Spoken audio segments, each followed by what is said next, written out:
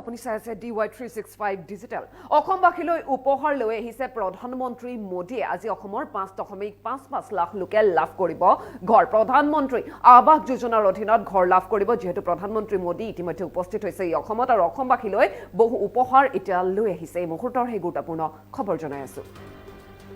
অসমবাসীলৈ উপহাৰ লৈ আহিছে প্ৰধানমন্ত্ৰী মোদীয়ে আজি অসমৰ 5.55 লাখ লোকে লাভ কৰিব ঘৰ প্ৰধানমন্ত্ৰী আৱাস যোজনাৰ অধীনত লাখ লাখ গৃহ বিতৰণ আজি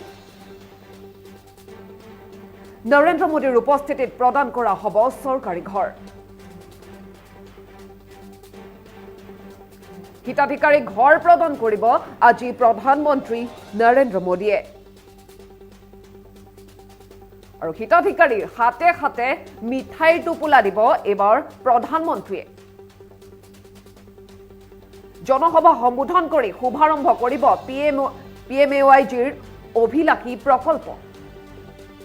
কেইবাটা পৰ্যায়ত লাখ লাখ লোকলৈ প্ৰদান কৰা হ'ব চৰকাৰী ঘৰ এই মুহূৰ্তৰ আটাইতকৈ ডাঙৰ খবৰ আহি পৰিছে প্ৰধানমন্ত্ৰীয়ে লৈ আহিছে উপহাৰ তিনিটা কিস্তিত পুনে পুনে হিতাধিকাৰীৰ একাউণ্টত সোমাব টকা বিকশিত ভাৰতৰ সংকল্প লৈ অসমবাসীলৈ এইবাৰ উপহাৰ লৈ আহিছে প্ৰধানমন্ত্ৰী নৰেন্দ্ৰ মোদীয়ে অসমবাসীলৈ উপহাৰ লৈ আহিছে যেহেতু ইতিমধ্যে অসমত উপস্থিত হ'লহি প্ৰধানমন্ত্ৰী নৰেন্দ্ৰ মোদী আৰু আজি অসমৰ 5 লাখতকৈ অধিক লোকৰ বাবে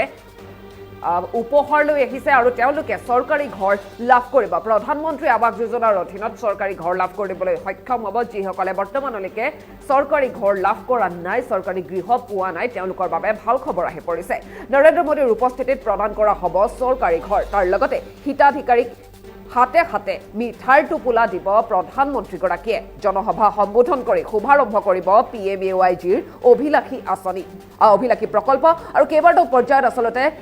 লাখ লাখ লোকলৈ এই চৰকাৰী ঘৰ প্ৰদান কৰা হ'ব বুলি জানিব পৰা গৈছে তিনিটা কিস্তিত পুনে পুনে হিতাধিকাৰীৰ একাউণ্টত টকা সোমাব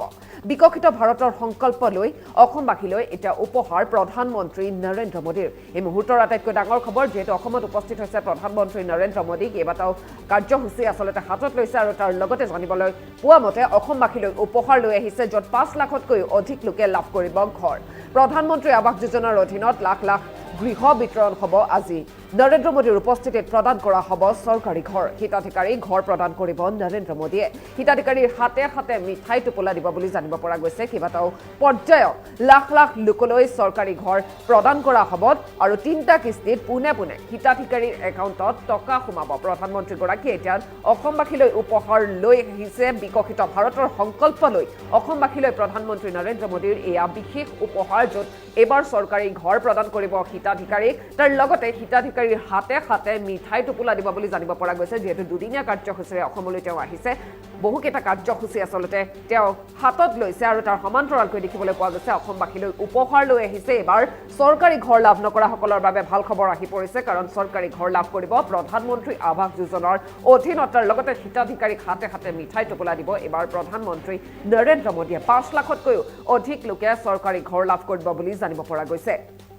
প্ৰধানমন্ত্ৰী নৰেন্দ্ৰ মোদীৰ এই বিশেষ উপহাৰ কেইবাটাও পৰ্যায়ত লাখ লাখ লোকলৈ প্ৰদান কৰা হ'ব চৰকাৰী ঘৰ আৰু তিনিটা কিস্তিত পুনে পুনে হিতাধিকাৰীৰ একাউণ্টত টকা সোমাব আৰু এই সন্দৰ্ভত আমাৰ ওচৰত মন্তব্য আহি পৰিছে মন্তব্য শুনাব বিচাৰিছো তেখেতে একেলগে একেটা ভেনুৰ পৰাই 5,55,550টা প্ৰধানমন্ত্ৰী আৱাস যোজনাৰ ঘৰ হিতাধিকাৰীসকলক প্ৰদান কৰিব ইয়াৰ আগতে ভাৰতত একেখন মঞ্চৰ পৰাই 5,55,555টা ইমান সংখ্যক গৃহ একেটা স্থানৰ পৰাই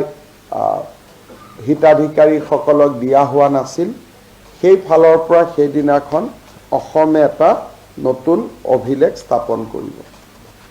লাচিত বৰফুকন আৰু প্ৰধানমন্ত্ৰী আৱাস যোজনাৰ উপৰিও মেলেং মেটেলি ফিল্ডৰ পৰাই বা পথাৰৰ পৰাই প্ৰধানমন্ত্ৰী ডাঙৰীয়াই সদ্য নিৰ্মিত তিনিচুকীয়া মেডিকেল কলেজখনো শুভ উদ্বোধন কৰিব তেখেতে একেলগে একেটা ভেনুৰ পৰাই 5,55,550টা প্ৰধানমন্ত্ৰী আৱাস যোজনাৰ ঘৰ হিতাধিকাৰীসকলক প্ৰদান কৰিব। ইয়াৰ আগতে ভাৰতত একেখন মঞ্চৰ পৰাই 5,55,555টা ইমান সংখ্যক গৃহ একেটা স্থানৰ পৰাই হিতাধিকাৰীসকলক দিয়া হোৱা নাছিল। সেই ফালৰ পৰা সেইদিনাখন অসমে এটা